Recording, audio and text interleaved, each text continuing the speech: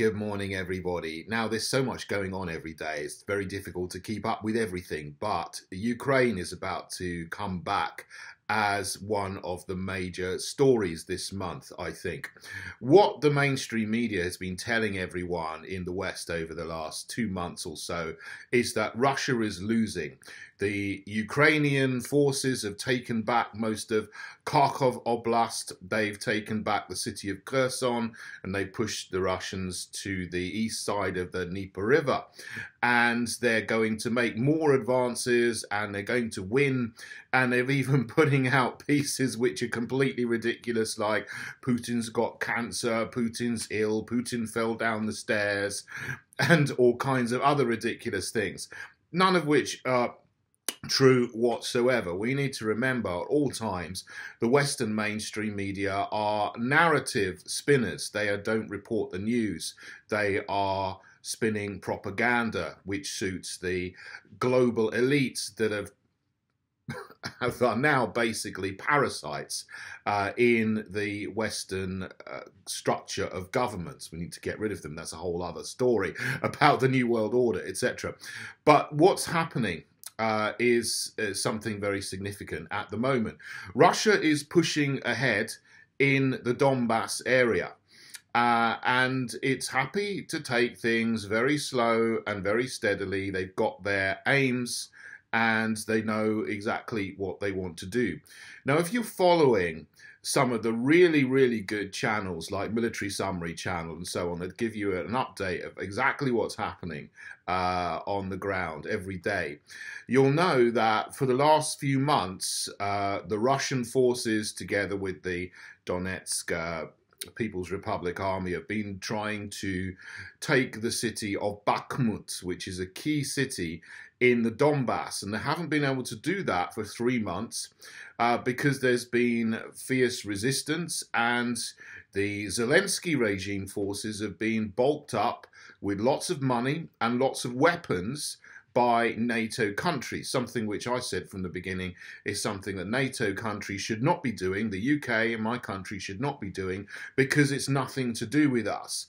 And similar conflicts around the world, NATO is not interested in getting involved. They're not helping the Yemenis against Saudi Arabia, who's invaded Yemen, not interested in getting involved in the long-running, ongoing conflict in Congo, which is one of the most terrible and bloody conflicts ever in the world. They're not interested in helping the Karen tribe and so on in Myanmar, Burma, who are being oppressed by the military junta regime in Burma. They're not interested in that. But it seems to be the narrative is Zelensky good, Putin bad, and anyone who deviates from that is immediately taken down and smeared with all kinds of words like you're a Putin puppet or whatever, you know. This is the kind of thing that I get and other people get who are just simply calling to de-escalate the situation, because if we escalate the situation, which is unnecessary, it's going to end up in a whole massive quagmire that is really going to hurt the Western nations more than anybody else, and we can see that already.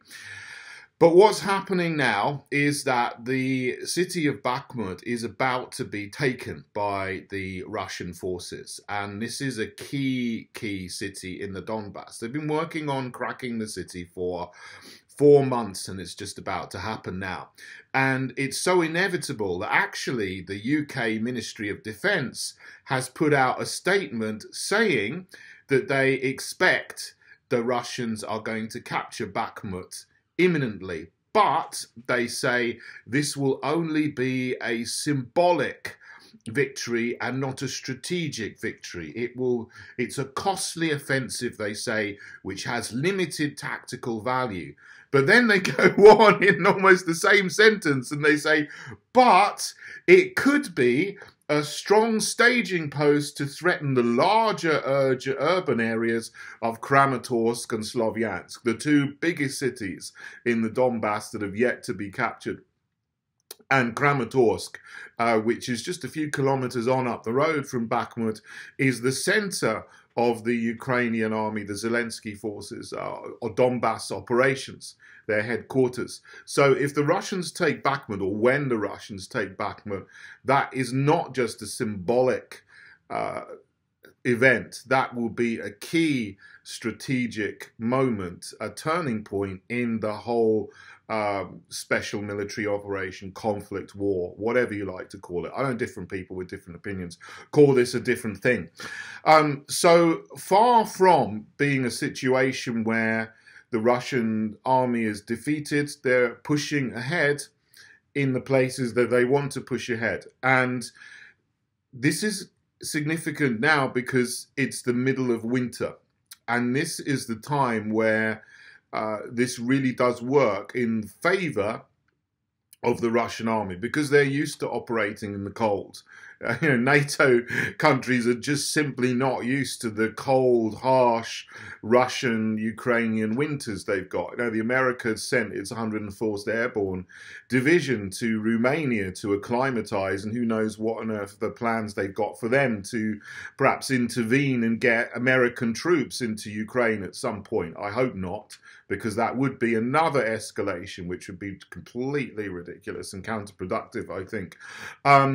But the Russian army is used to dealing with the cold and fighting in the cold, and they've done that. And the winter was just something that helped them in the past to defeat Napoleon, to defeat Hitler's army in the Second World War, when he was going in and trying to take over that area. All the way to Stalingrad and so on. And the winter helped to defeat the German National Socialist Army back in the 1940s. And so it will be today in the Donbas. And there's nothing much that the collective West can do about that. Now, I think what the collective West needs to do is just to start to de-escalate. They've done the wrong thing from the very beginning. They've escalated, they've ramped up rhetoric, they've been sending weapons, they've been sending money to Zelensky, funding National Socialists in Ukraine, which is quite deplorable, and shooting everybody in the foot who lives in the West, because energy prices have gone through the roof, because it's completely broken the European energy market. There's not Russian oil and gas coming into the European energy market. It's not flowing, which means there's more demand for Norwegian gas, which means there's not enough supply for everybody in Western Europe, or Europe, including Central Europe and Poland, etc., which means that energy prices are going up, and that means businesses are going bankrupt and households are going bankrupt as well. And who knows the effect of that. If you can't pay your energy bills, the energy companies are now coming for you in some places and trying to close down your businesses and maybe get you kicked out of your house. I haven't heard of people being kicked out of their homes yet because they can't pay their energy bills, but I have heard just this week one of the energy companies in the UK is actually going after small businesses and trying to get them bankrupt and closed down because they can't pay their energy bills. So this is happening in the UK as well as Germany and other places. So the West should just de-escalate. But it hasn't done, and the reality is it's not going to, with the leaders of the countries that are in place and most of the other political parties that are in place. And I went on a television show a few months ago called Piers Uncensored. And I was basically 1 against 4. They wanted to talk about the Ukraine situation. And my point is we need to de-escalate. And this has been going on for 8 years or more as the West has been funding the National Socialist battalions to kill ethnic Russians in the Donbas, and Putin has gone in to try to protect the ethnic Russians. But that's a view that's not kosher in the mainstream media. So I had 4 people, Piers Morgan, Richard Tice of the Reform UK Party, some American woman, and then another former advisor to the Ukrainian government, or coming at me from 4 directions trying to take me down and say that I was naive and deplorable and all this kind of thing. But anyway, you can see the clip. I'll put a link to it. You might have seen it already, but I thought I tried to hold my ground and stand up for what is really the best interests of the people in this country and Ukraine and Russia, which is to de-escalate the situation and stop fighting and stop the killing, and then get back to some kind of normality in the economic situation as well. But that's not going to happen. What's going to happen is that Russia's going to take Bakhmut, and then it will probably go on and continue its campaign to take Kramatorsk and Slovyansk, and all of what the mainstream media has been puffing for the last 2 months, that Zelensky is winning, etc., etc., will all be shown to be a complete mirage, because basically Russia's withdrawn its forces and saved its men, sacrificed some land to save its men, but as they were withdrawing, the Ukrainian forces advancing, the Zelensky regime forces were pummeled quite heavily by the Russian army as it retreated from Kharkov Oblast and Kherson city. But they will take back those areas in time, because they are looking at the long plan. They're willing to retreat to save their men, to fight another day, and this is the day that they're fighting and advancing.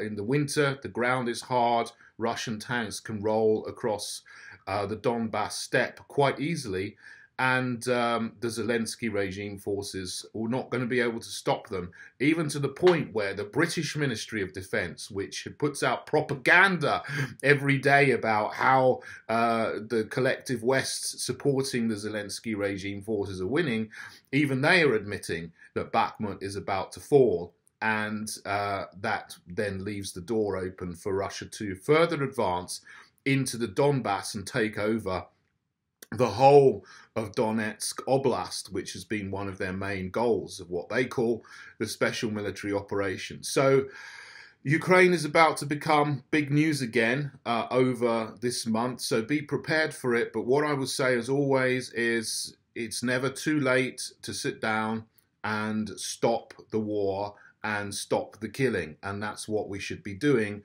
whatever happens. I just fear the leaders that we have are so incompetent and so intransigent that they're not going to do that, and they would rather destroy the Western economies than admit that they're wrong, and they will rather double down and triple down and quadruple down rather than back off for the benefit of the people and businesses and society in the countries that they now are in government over. So ultimately, in the long term, we need new governments all over the Western world that are going to seek peace rather than ramp up war when it's not necessary. So if you agree with that, please do come and join me in the Heritage Party. We're the only party in British politics. There is one other. There's George Galloway's party. George Galloway is another person. There's 2 of us basically who are against escalating the war in Ukraine. Although we sort of have very different opinions on other things. I'm much more on the right of politics. He's much more on the left, which is very interesting. But anyway, if you want common sense policies across the board, including de-escalating the Ukraine war situation, please come and join me in heritageparty.org. We need you to stand up and speak up for common sense as well. And please also do give my video a thumbs up and subscribe to my channel as well. Okay, thank you everybody. God bless you all.